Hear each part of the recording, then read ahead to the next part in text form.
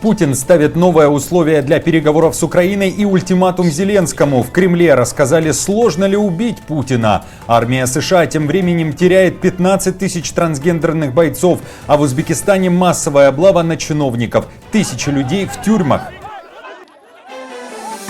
Всем привет! Время Прядко. Коротко, четко и по делу о главных событиях дня. Все, что нужно знать, вы узнаете от меня. Буду благодарен вам за подписку, комментарии и репосты. Также под каждым видео жду ваших ответов на мои вопросы. Что ж, время начать.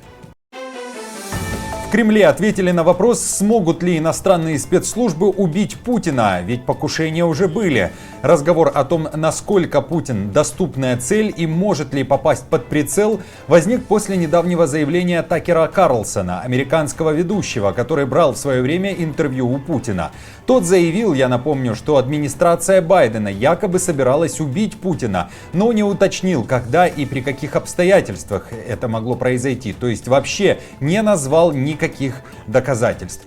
Так вот, Песков, пресс-секретарь Кремля, уверяет, что его начальника просто так не убить.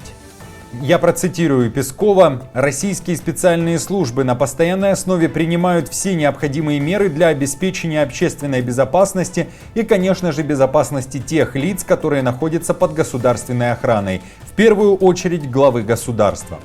А как вы считаете, Путин все же достижимая или недостижимая цель? Напишите, пожалуйста, об этом в комментариях. Я же уточню, что тем временем в НАТО заявили, что Россия планировала убийство главы оружейной компании Европы, пишет издание «Политика». Старший представитель НАТО подтвердил существование российской схемы по устранению Армина Паппергера, главы немецкой оружейной компании Rheinmetall, которая поставляет оружие Украине.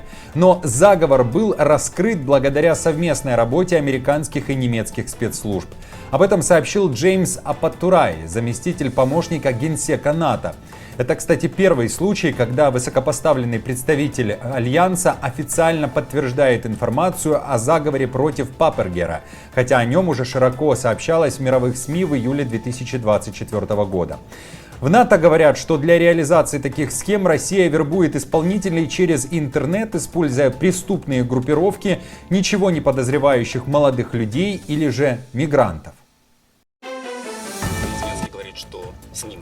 Путин сделал новое заявление о переговорах с Украиной, но перед этим вспомнил, как начиналась война. Уверяет, что это благодаря его указу войска РФ вывели из-под Киева, а не из-за потерь армии России. Мол, он исполнил свои обещания, а вот Украина слова не держит. И вновь говорит Путин о том, что Зеленский запретил себе вести с ним переговоры. Путин уверяет, что не готов подписывать никаких документов с Зеленским, потому что он, по мнению Кремля, нелегитимный. Хотя по украинским законам и конституции это не так. Переговоры вести, пожалуйста. Но если есть желание вести переговоры и найти компромиссное решение, пусть ведут там кто угодно эти переговоры. Мы, естественно, будем добиваться того, что нас устраивает, что соответствует нашим интересам. Но вот с точки зрения подписания документов, здесь, конечно, все должно быть так, чтобы юристы нам подтвердили легитимность тех людей, которые будут уполномочены украинским государством подписывать эти соглашения. Но в принципе, по большому счету, если хотят это сделать, юридический способ есть. Пожалуйста, пускай там в соответствии с Конституцией это сделает председатель Рады. Если есть желание, можно закрыть любой вопрос юридического характера. Но пока мы такого желания просто не видим. Напомню, решение о запрете переговоров с Путиным, принятое в Украине осенью 2022 года, было обосновано необходимостью остановить сепаратизм в стране. Об этом буквально несколько дней назад заявил Владимир Зеленский. И по словам украинского президента, когда российские войска были под Киевом, было много переговорных процессов, много теневых политических коридоров. Он пояснил, что принял решение о запрете переговоров с российским президентом, потому что Путин начал очень быстро строить большое количество различных каналов вместе с сепаратистами, с представителями других государств по влиянию на Украину и ее независимость. А что вы думаете о таких переговорах Путина и Зеленского на расстоянии? Пишите в комментариях. Тем временем скажу, что накануне в Киеве также заявили, что война не закончится в ближайшие месяцы. Это слова нардепа Федора Вениславского. Он говорит, что имеет информацию из закрытых источников, но при этом дает все же понять, что в конце концов исход этой войны все-таки будет, что в принципе логично. Армия США теряет 15 тысяч бойцов. Трансгендеров решили уволить из-за нового указа Трампа. После подписания президентом США указа, который запрещает трансгендерам служить в армии, вооруженные силы готовятся к масштабным увольнениям. Это пишет The Times. И по данным издания, все эти люди могут быть признаны непригодными к службе по медицинским показаниям. Напомню, трансгендеры получили право служить в армии США в 2016 году благодаря приказу президента Барака Обамы. Однако Трамп уже вводил запреты в период своей первой каденции, что не позволило новым трансгендерам вступать в ряды вооруженных сил, но не коснулось действующих военнослужащих.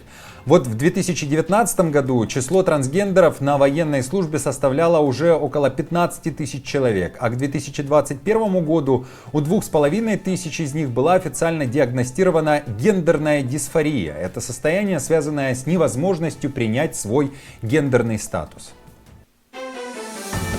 Ущерб от преступных действий узбекских чиновников составил почти 280 миллионов долларов. К уголовной ответственности привлекли практически 5000 таких преступников.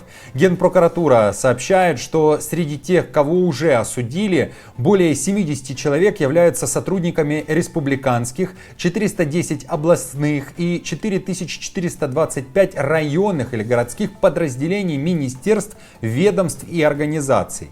Все эти люди, эти чиновники брали взятки, занимались мошенничеством, хищением имущества, злоупотребляли своими служебными положениями и превышали свою власть. Государство посчитало, что такие чиновники нанесли ущерб Узбекистану на общую сумму в 3,6 триллионов суммов. Это больше $250 000 000. Спасибо за просмотр, лайк и за ответы на мои вопросы. Если вы досмотрели до этого момента, говорю вам огромное спасибо и прошу подписаться, чтобы всегда быть в курсе важных событий. Подписка также важна и для меня, и для продвижения этого видео. Конечно, ваша поддержка помогает нам развиваться. До встречи!